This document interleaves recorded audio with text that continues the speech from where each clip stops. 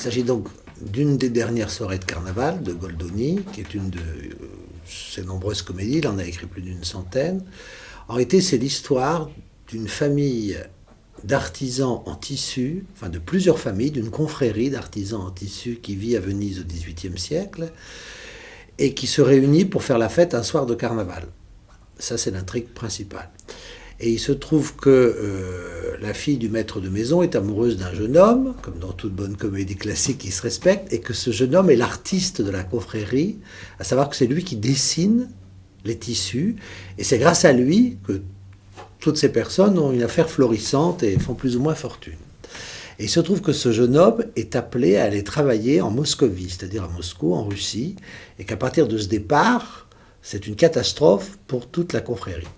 Et en gros, ça correspond à la situation de Goldoni. Pourquoi ? Parce qu'en 1762, quand cette pièce est écrite et présentée à Venise, c'est la dernière pièce que Goldoni écrit pour sa troupe, et il est appelé en France pour aller travailler à la Comédie Italienne, et la troupe est complètement désemparée puisqu'il va partir. C'est une pièce qui est peu connue et qu'il faut découvrir absolument, qui est une des grandes pièces de Goldoni, dont les Italiens raffolent mais qui est peu montée en France.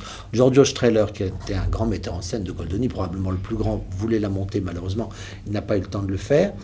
Et c'est une pièce de troupe, donc si on aime le spectacle, il y a 15 personnes sur scène.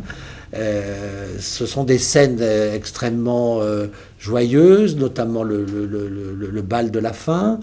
Il y a de magnifiques costumes du 18e d'Isabelle Pasquier dans un décor de Claire Belloc et des éclairages somptueux de Stéphane Deschamps. On joue essentiellement le deuxième et le troisième acte aux bougies, puisque la nuit est tombée à Venise ce soir de 1762.